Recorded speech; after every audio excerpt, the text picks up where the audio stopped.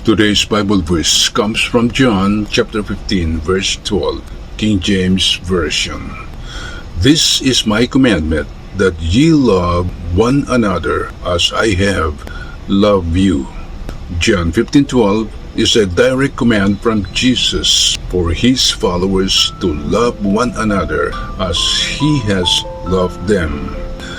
This love is not just a feeling, but a demonstration of self-sacrificial devotion, a complete and enduring regard for others that is a cornerstone of a Christian's identity and relationship with God.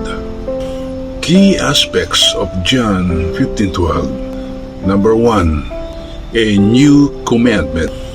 Jesus elevates the Old Testament command to love your neighbor as yourself, Leviticus 19:18, by setting a higher standard to love each other to the same complete and selfless degree as Jesus loved his disciples.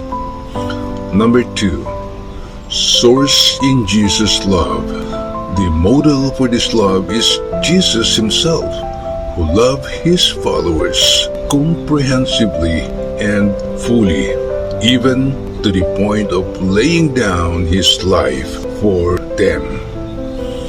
Number 3, a demonstrative love.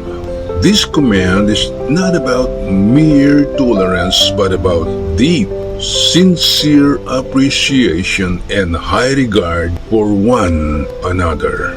It is a love that values others because they are valuable to Christ. And number 4, evidence of discipleship. Loving one another as Jesus loved them is a sign of true discipleship and friendship with Christ. Amen.